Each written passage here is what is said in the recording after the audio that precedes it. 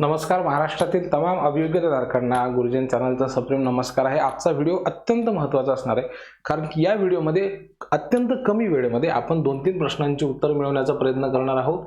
कारण की हा प्रश्न असंख्य विद्यार्थ्यांना पडलेला आहे आणि त्यामुळे डॉक्युमेंट व्हेरिफिकेशनच्या वेळेस तुम्हाला 100% अडचण येऊ शकते. म्हणून या व्हिडिओमध्ये जी माहिती सांगत आहे ती कमी वेळेमध्ये सांगतो, पण खूप महत्त्वाची आहे. म्हणून थोडंसं व्यवस्थित बघा. तुम्हाला डॉक्युमेंट व्हेरिफिकेशनच्या वेळेला अडचण जायला नको. या संदर्भामध्ये कुठलाही प्रश्न असेल तर हा व्हिडिओ पाहिल्याच्या नंतर तुमच्या मनामध्ये एकही प्रश्न राहणार नाही असं मला तरी वाटतं. कारण की GR जसं सांगतो तशा पद्धतीची माहिती मी तुम्हाला या व्हिडिओच्या माध्यमातून देण्याचा प्रयत्न करणार आहे. बघा, कन्व्हर्जन सर्टिफिकेट तुम्हाला आवश्यक आहे का? कुणाला ते पाहिजे? आता नेमके जे विद्यार्थी पास झालेले आहेत त्यांना पाहिजे, की आधी सुद्धा जे विद्यार्थी पास झालेले आहेत त्यांना सुद्धा पाहिजे? हा खूप महत्त्वाचा प्रश्न आहे. सगळेजण हे कमेंट बॉक्समध्ये हेच प्रश्न लिहित आहेत. दुसरं महत्त्वाचं म्हणजे काय, की डिग्री आणि कन्व्होकेशन सर्टिफिकेट एकच आहे का? वेगवेगळं आहे का?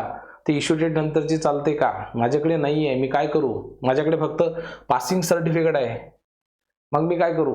Passing certificate, degree certificate, convocation certificate एकच असतं का? हरवलेलं आहे, झेरॉक्स आहे, अशा पद्धतीचे प्रश्न आहेत.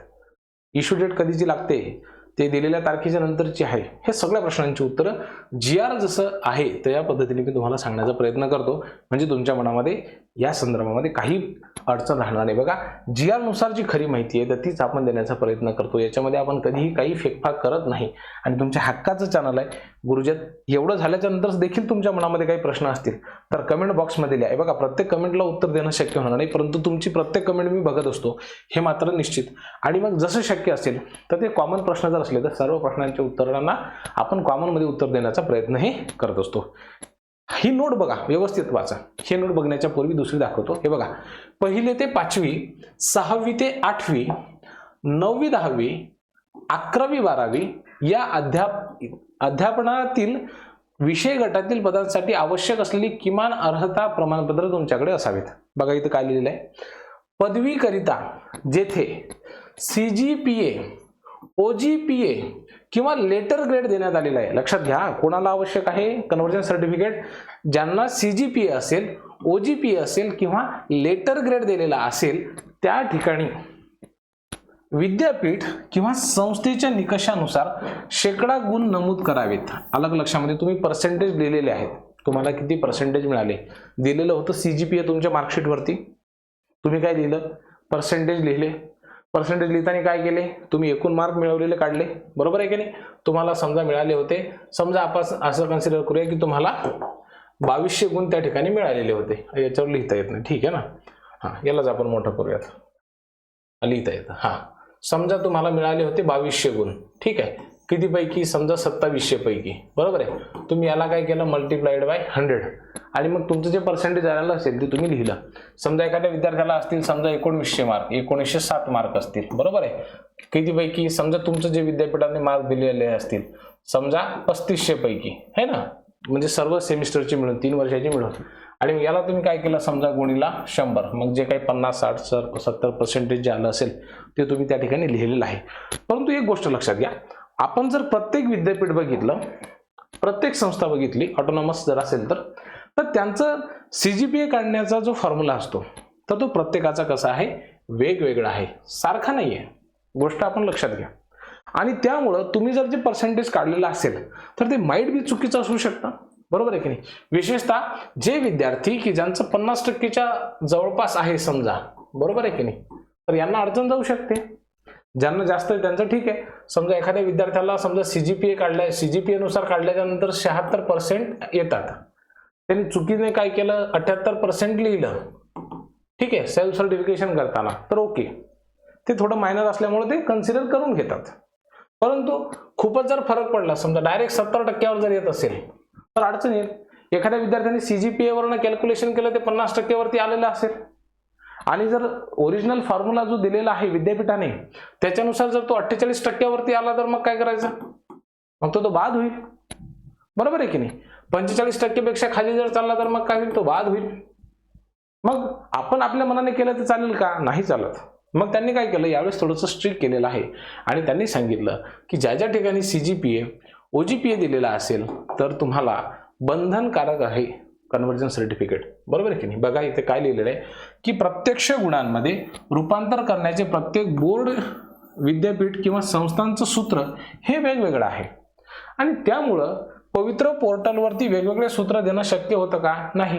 मग ज्या उमेदवारांचे शैक्षणिक व्यावसायिक अर्हतेचे उत्तीर्ण प्रमाणपत्रावरती CGPA, OGP किंवा लेटर ग्रेड असतील त्यांनी त्या बोर्ड, विद्यापीठ किंवा संस्थेचे असलेले जे गुण आहेत त्याचे रूपांतराचे सूत्र विचारात घेऊन प्राप्त गुण व प्रमाण याची माहिती नोंद करावी, अशा पद्धतीच्या सूचना देण्यात आलेल्या होत्या. म्हणजे ही गोष्ट आपण सर्वांनी लक्षात घेतली पाहिजे की कन्व्हर्जन सर्टिफिकेट आपल्याकडे जर असलं तर मात्र आपल्या डॉक्युमेंट व्हेरिफिकेशनच्या वेळेला कुठल्याही पद्धतीची अडचण त्या ठिकाणी तुम्हाला येणार नाही. अलग लक्षामध्ये ही खूप महत्त्वाची बाब आहे विद्यार्थी मित्रांनो. हे कदाचित कोणी तुम्हाला सांगणार नाही, बरोबर आहे की नाही? म्हणून कन्व्हर्जन सर्टिफिकेट तुमच्याकडे नसलं तर आताही काढलं तरी सुद्धा चालेल. अलग लक्षामध्ये माफ करा, कन्व्हर्जन सर्टिफिकेट तुमच्याकडे आता जरी असेल तरी सुद्धा चालेल. सर्टिफिकेट आहे ना याचं शॉर्ट फॉर्म. आताचं जरी असलं तरी सुद्धा ते चालेल, काही अडचण नाहीये, काढून घ्या, खूप महत्वाचं आहे.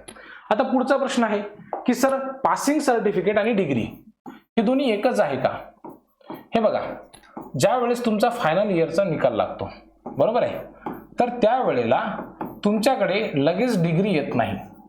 मग अशा केसमध्ये काही विद्यापीठ काय करतात, त्या ठिकाणी तुम्हाला पासिंग सर्टिफिकेट देतात. पासिंग सर्टिफिकेट कशासाठी देतात की जेणेकरून तुम्हाला जर एखादी नोकरी लागायची असेल तर ती नोकरी लागत असताना अडचण जाऊ नये म्हणून तुम्हाला डिग्री नाही म्हणून तुम्हाला ते पासिंग सर्टिफिकेट देतात. लक्षात घ्या, डिग्री जर नसली तर डिग्री येईपर्यंत तुम्हाला काय देतात? पासिंग सर्टिफिकेट देतात. अलग लक्षामध्ये सर्टिफिकेट देतात. मग आपण काय करायचं आहे, तुम्ही जर समजा सध्या पासिंग सर्टिफिकेट अपलोड केलेलं असेल तर सुद्धा चालेल, परंतु डिग्री काढून घ्या. डिग्री म्हणजेच कन्व्होकेशन सर्टिफिकेट, म्हणजेच पदवी, डिग्री, कन्व्होकेशन सर्टिफिकेट. कन्व्होकेशन सर्टिफिकेट म्हणजे पदवीदान समारंभामध्ये जे प्रमाणपत्र आपल्याला देण्यात येतं ते कधी मिळतं? आपण डिग्री पूर्ण केल्याच्या नंतर. त्यालाच आपण कन्व्होकेशन सर्टिफिकेट म्हणतो, त्यालाच डिग्री म्हणतो. आलं? सोपं आहे, काही अडचण नाही. परंतु पासिंग सर्टिफिकेट म्हणजे डिग्री नाही. अलग लक्षामध्ये पासिंग सर्टिफिकेट काही विद्यापीठ देतात. कशासाठी देतात? की बुवा आमचा पदवीदान समारंभाला थोडासा उशीर आहे, हे आम्ही तुम्हाला उशिरा देणार आहोत. तुम्हाला जर मध्यंतरी नोकरी लागली तर हे पासिंग सर्टिफिकेट आहे, हे तुम्ही डिग्रीच्या ठिकाणी दाखवा. मग काही विद्यार्थ्यांनी काय केलं, डिग्रीच्या ठिकाणी पासिंग सर्टिफिकेट अपलोड केलं, कारण त्यांनी डिग्री काही आणलीच नव्हती. मग आता काय करायचं? हे चालते का? हो, काही अडचण नाही, ठीक आहे, कारण की तुमच्याकडे डिग्री नाहीच आहे, मग तोपर्यंत पासिंग सर्टिफिकेट. परंतु हे जे पासिंग सर्टिफिकेट आहे याची जी व्हॅलिडिटी असते ना विद्यार्थी मित्रांनो, लक्षात घ्या, ही व्हॅलिडिटी फक्त त्या विद्यापीठाचं जोपर्यंत पदवीदान समारंभ होत नाही त्या दिवसापर्यंतच ते असते. पदवीदान समारंभ एकदा झाला की हे जे पासिंग सर्टिफिकेट आहे ना याची जी काही व्हॅलिडिटी असते ती संपून जाते. मग अनेक असे विद्यार्थी आहेत की ज्यांनी पदवीदान समारंभ झाला परंतु डिग्री आणलीच नाही आणि तेच पासिंग सर्टिफिकेट अपलोड केलं, याची व्हॅलिडिटी संपली होती. तर एवढा काही फारसा इश्यू नाही आहे. महत्त्वाचं आहे तुमची फायनल इयरची जी मार्कशीट आहे ती, बरोबर की नाही? पासिंग सर्टिफिकेट आहे म्हणजे ते इक्वॅलंट टू डिग्रीच आहे, फक्त त्याची व्हॅलिडिटी संपलेली होती. आता तुम्ही अपलोड केलं असेल कारण की तुमच्याकडे डिग्री नसेल, आहे की नाही? तर डिग्री नसेल तर तुम्ही काढून घ्या आता, हे महत्त्वाचं आहे, खूप महत्त्वाचं आहे. या संदर्भामध्ये तुमच्या मनामध्ये अजूनही काही प्रश्न बाकी असतील कमेंट बॉक्समध्ये लिहा, कारण की प्रत्येक डाऊट तुमचा महत्त्वाचा आहे. म्हणून आपण ही माहिती तुम्हाला देण्याचा प्रयत्न करत असतो. ही माहिती तुम्हाला नेमकी कशी वाटते हे आम्हाला नक्की कळवत चला. खूप खूप धन्यवाद.